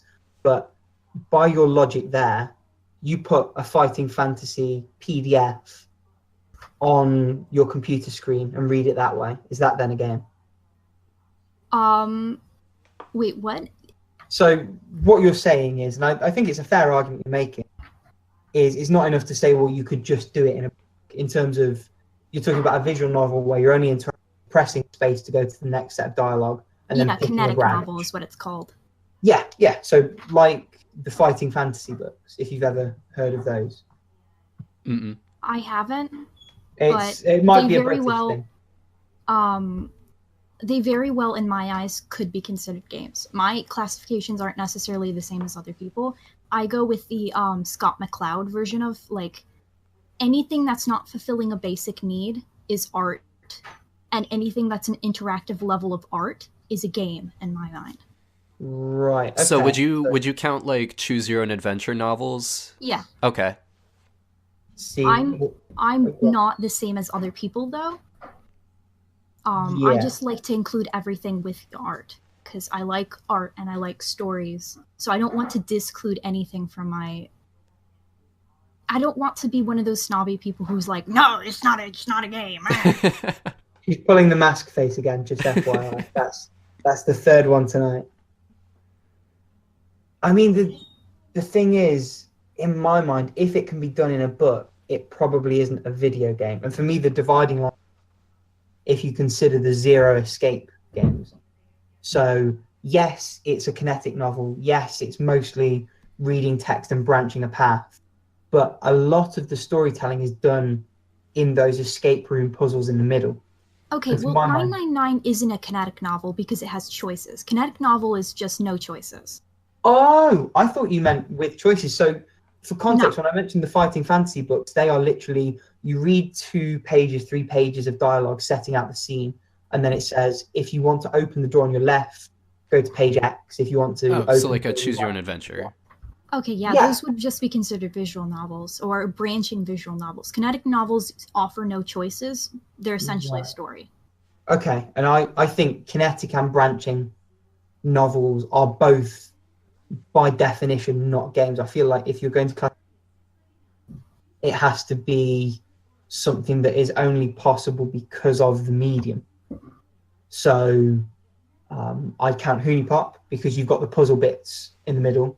I would count 999 because you've got the escape room element to it. That doesn't mean I don't think there's value to visual novels, but I think visual novel should be its own classification separate to video game. I think they're the greatest genre. Pardon? I think they're the greatest genre.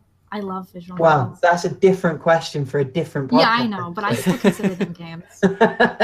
What do you think, Kev? I don't know. I mean, I think there are a lot of good points to be made, and I don't know exactly where I fall in it. Ever the diplomat? Because, like, I mean, like, eventually I think we're going to reach a point where there will be more of a distinction between like kinetic novels and other forms of visual novels that do offer choice and like gameplay and stuff. Because I mean, I think that eventually even the literary book writing landscape is going to eke more into visual novel territory. What do you mean by that? I just think that hybridization is going to become a huge force in the artistic communities in the next couple of decades.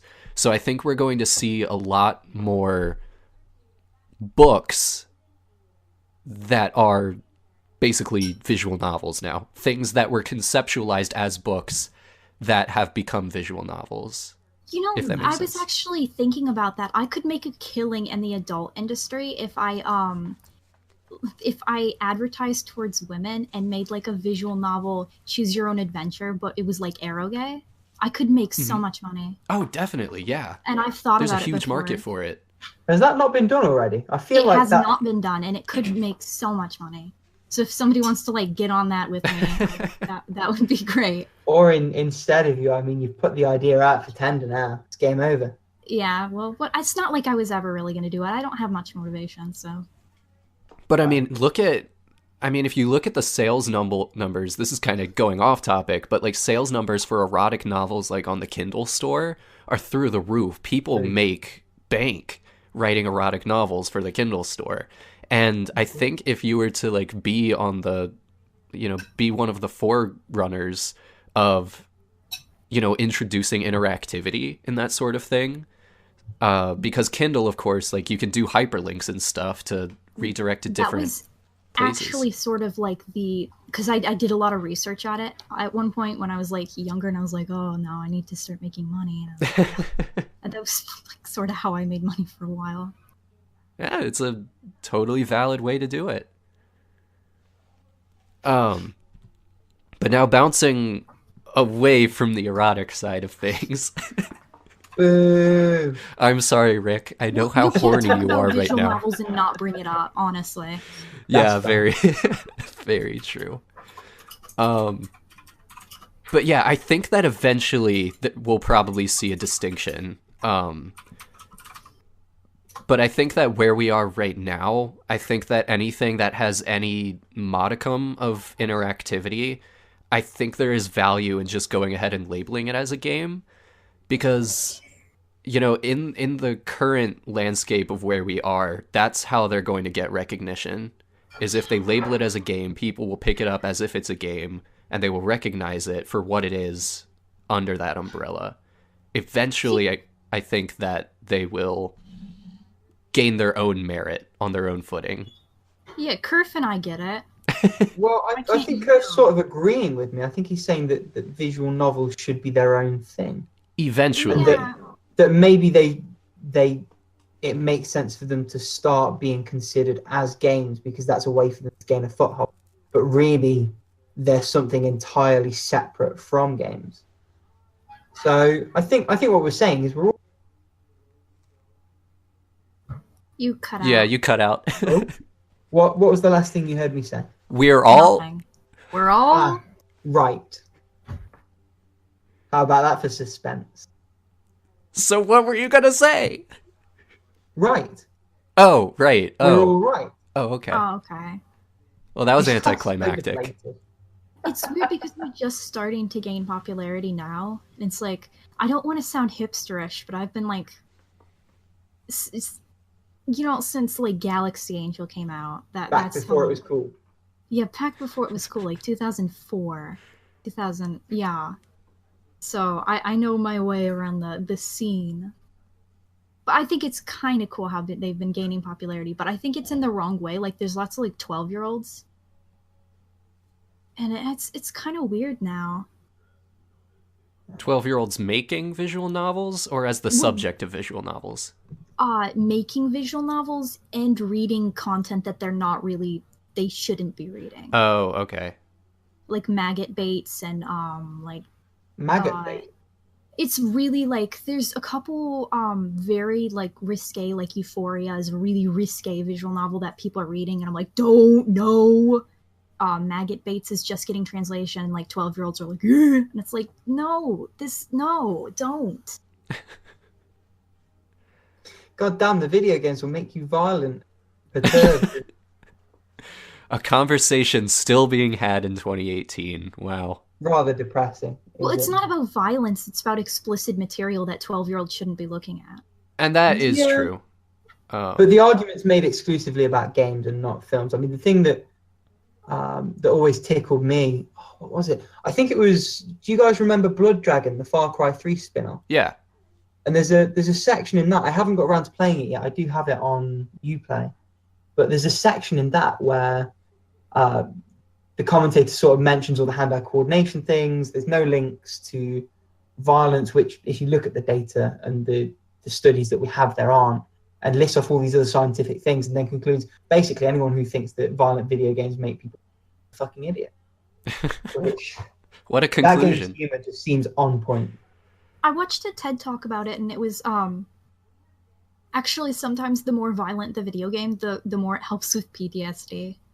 Yeah, I mean, the thing is, and I think Yahtzee made this point last week, every spine that you rip out in a video game stays in a real life human. Yeah.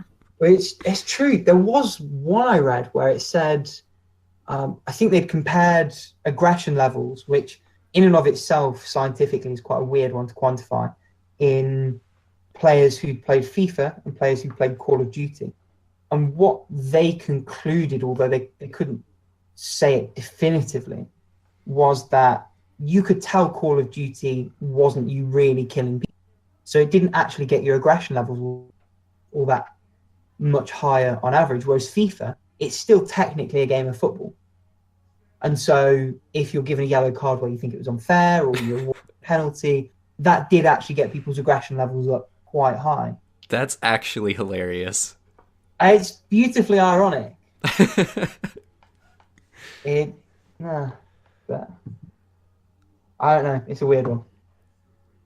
All right. Well, that was a very interesting discussion. I think we hit some nice ground weird there. ass points. Yeah. Yeah. But hey, I mean, we went from Fire Emblem to FIFA and Violence. indeed we did. All right, Yeah. Toast, I've got to ask. There is something insane going on that TV behind you, and it looks Okay. cool. That's Gingivis, and he's been watching Game Grumps play Majora's Mask. Oh, nice. We had I think Linus Tech now- Tips on earlier as well. Yeah, and then he was watching Linus Tech Tips, yeah. And then I think now he's just watching Jacksepticeye, which I don't really like too much, but he does, so he's watching it. All right. Well, it looked riveting, and I just wanted to throw that out there. Yeah, well, You yeah, look delightful. What's your problem with Jacksepticeye? I don't know. There's something about watching people play video games. I don't really get much enjoyment from it because I feel like it ruins the story for me. Be careful. We're doing a thing where people listen to about playing video games. No, I know, but they're not watching us play video games. Oh my gosh. They're watching, like, they're listening to us talk about video games, which is different because we're not spoiling the story. And it's not like I have a problem with it, dude. It's just he plays games with story, and then I'm like, well, now I don't want to buy the game, and I want to spend my money on the game, and I want to play the game. You're way too easy to wind up. Oh, man. Well, it's because you're just like, you're a mean person. Here's all these things that are wrong with you, and hey, we're doing this thing. Why? I didn't say any of those things. You're putting words in. This is slander upon my good name and character. Oh, I can't wait until the day we just have an episode to air grievances. We should have a community feedback and gripes episode. Maybe A give roast. it a few more so we can build some up. They would all roast me. You roast Sadly. yourself. You call yourself a trash fire. You've already set the light in motion. Because if you insult yourself, no one else can. I Because it's like, plan to disprove that in great detail. No, I back that up. yeah, you gotta like stab yourself a little bit and like let yourself bleed out because then nobody can stab you any more than that because you're already bleeding. Sharp Yeah. spell blood. That's my response. And when all of the middle school kids say, "Hey, Ginger, you don't have a soul," you say, "Yeah, you're right, I don't. I'm the devil," and then you cry in the bathroom for 30 minutes. Damn, that got real. Okay, I don't really identify with that one. I don't think I can really like. I don't know. I think that maybe Ginger's coming or something. Does it actually get to you when people insult you? From time to time it does. Like, I honestly don't like when people call me Ginger, except when it's my friends. They kind of get a free pass. When other people do it, I'm just like, really? Like, that's where we're going? Okay, this is a conversation that adults have. But yeah, the soul thing really annoyed me for a long time, and still kind of does. But yeah, I recognize that I have it much better than many other groups of people, so I don't worry about it too much. Yeah, it's not like an explicitive yet. So. Yeah. Oh, what now? Explicitive. It's like a derogatory word. It's like a swear word. Right, okay. I mean, it. Or maybe Yeah, it's pronounced I- expletive. I don't know. It's Expletive. expletive. That's the one you're looking for. Expletive. Sorry, we pronounce everything here weird in the Midwest. Like we do oak and Well, there's pronouncing it wrong, and then there's throwing a few extra letters in the middle of the word. like we have weird pronunciations for things. Like And we all add spellings. letters to things because we can. Well, you can do it, but it's still wrong. Well, you would know all about pronouncing things wrong, wouldn't you? Oh. I mean, where's the evidence for that? I I mean, Well, I mean, you just said expletive. It's expletive. yeah. It's certainly not explicitive. I think we can agree on that. Okay. Well, I didn't mean it was this. I mean, you add extra U's and stuff to all your words. I beg your pardon. Kalour. Yeah, color and No, you're just lazy and removed them. because they're not pronounced, so why would you have them? We are efficient. Yeah. Wow. Our time is money. Do you guys spell maneuver with like OEUVRE? Yeah. And that's terrible. It's something etymological. I couldn't speak as to the word maneuver, but yeah. I thought that's the way we spell it here too. No, we spell it MANEUVER. Oh yeah, we do. Sorry. Yeah. That's just wrong. No.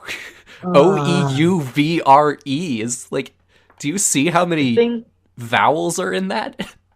The thing that really annoys me, and this probably is a British thing, is you silly people across the pond, in words like materializes and words like that where there's SES, you put Zs in. And there are some words where they started with Zs in, but we make the mistake because we think you just screwed them up. We put an S in there, but it shouldn't be in there. Just mess the whole system up. Zez-en? What's a Zed. Zez-en? Z. We say Z, but they say Yeah, we Z. say Z. No! Z. Tell me you never. I'll tell you I ever. Oh no! No, it's just a Z here. It's not a Z. We have Z's. Zed is a League of Legends champion. It's not a letter. What? Zed is a Power Rangers villain. Orange is a It's fruit, it's also- not a colour. What's your point? No, it's a League of Legends champion. It's not a letter. It's fine. It's just no. You need to get with the times, old man. We're Hey, with no, I the. think you're older than me. We're with. Am I really? I think you are, yeah, I'm 22. Oh dang! I I'm am. 21. Ooh, I am the old boy. That's why Wow. you're the leader. What did you think it was because you started the podcast? No, it's based on age. I'm decrepit over here. Wow. Need to get me some prune juice. Oh my god, start saving up for the Botox. Okay, so with that, Oh, we're not finishing on that, are we? well, what would you like to finish on? Because I think we answered all our questions. Something a little more upbeat. Okay, I saw a lot of dogs in New York, and that made me very happy. That's upbeat for you. Well, on this note of clear camaraderie and friendship that we have between the three of us, I think we will end as Toast flicks us off. Wow. Thank you guys so much for listening. As always, please, if you have any thoughts about the episode, leave some comments in the forums. If you have any questions you want us to answer, put them into the questions thread on the website. And have a beautiful 2 weeks until we record next time. Bye! Bye.